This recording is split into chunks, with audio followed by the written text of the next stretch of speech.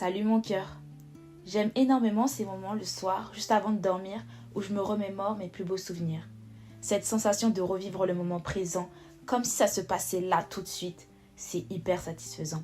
Et quand tu commences à repenser à tous ces souvenirs, il y a cette envie qui naît, celle de continuer à vivre de beaux moments. Mais tu peux aussi tomber dans ce piège, celui de t'enfermer dans un passé que tu essaies d'éviter dans ton futur. Depuis que je suis entrée dans la vingtaine, surtout quand je vis pour la première fois des moments compliqués, j'aime bien repenser à ces périodes où tout semblait plus simple, où il suffisait juste de vivre parce que quelqu'un prenait soin de nous. Il y avait toujours quelqu'un pour nous aider, alors qu'aujourd'hui, il faut apprendre à compter sur soi-même. C'est à ce moment-là que je me dis, l'enfance, elle est vraiment terminée. Et ce qui est fou, c'est qu'on ne peut pas faire de retour en arrière. C'est une dinguerie. On est obligé de rester adulte pour le restant de notre vie. C'est vraiment forcé, quoi. Tout ce que je veux, c'est de redevenir enfant. Quand j'étais petite, j'aimais trop mettre une chaîne de musique et découvrir les clips. Et ce que j'aimais par-dessus tout, c'était vraiment créer les chorégraphies. C'était vraiment mon kiff. Juste danser et kiffer le son. J'aurais pu faire ça toute ma vie. Et toi, c'est quoi l'un de tes plus beaux souvenirs? Bien sûr, grandir, c'est aussi faire face à certaines premières fois. À l'adolescence, tout change. Ton premier amour. Tu te souviens de la première fois où tu as aimé vraiment? Un amour pur, innocent, vraiment ton cœur était dedans. Un amour qui te faisait vivre intensément et que tu pensais éternel. Et puis il y a les premiers choix. Les premiers choix faits avec l'idée qui nous mènerait quelque part. Je me rappelle en classe de 3e, il fallait faire un choix d'orientation. J'étais tellement persuadée de mon choix et j'aimais énormément la manière dont je mettais en place les choses pour y arriver. J'étais vraiment trop déterminée. Et je me rappelle qu'un mec de ma classe m'a dit « Toi au moins tu sais ce que tu veux faire plus tard ». Alors qu'aujourd'hui, mes plans ont totalement changé.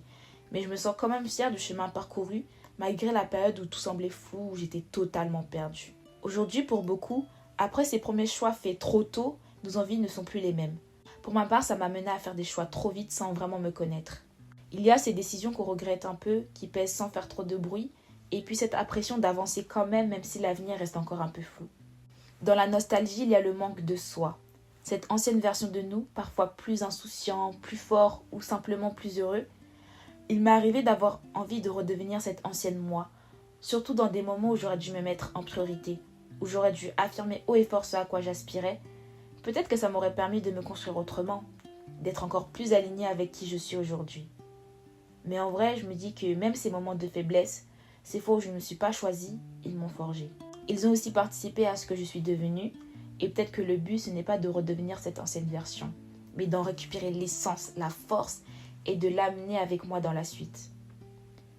Quand tu repenses à tous ces bons souvenirs, il y a cette sensation de plénitude.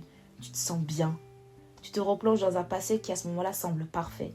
Et c'est là que tu te surprends à vouloir revivre quelque chose de similaire. Mais parfois, il faut accepter que certaines choses doivent rester dans le passé. Parce qu'à force de ressasser un passé idéalisé, tu t'empêches de vivre pleinement le présent. Cette distorsion peut créer une déconnexion avec le présent, rendant plus difficile l'acceptation du moment actuel. On peut se retrouver à attendre un futur idéal qui ressemble à une version idéalisée du passé. Il y a un temps pour tout.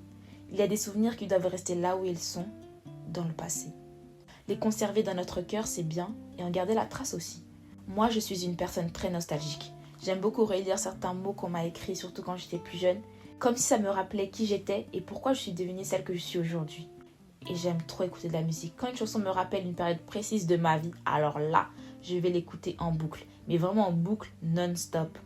Si vous me suivez sur Instagram, je précise Simba, N-S-I-M-B-A-du-bas. Vous voyez sûrement de quelle musique je parle.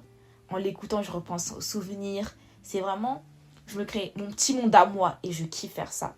Au final, je me dis que grandir, c'est peut-être juste apprendre à ne plus s'accrocher à ce qui est derrière. À ne plus courir après le passé, mais à créer doucement les souvenirs de demain. Parce que le passé, on ne peut plus le revivre. Mais ce qu'on vit aujourd'hui, même dans le flou, même quand on doute, ça compte aussi. Alors, et si on apprenait à vivre le présent avec autant d'amour que celui qu'on porte à nos souvenirs? N'oublie pas que je t'aime.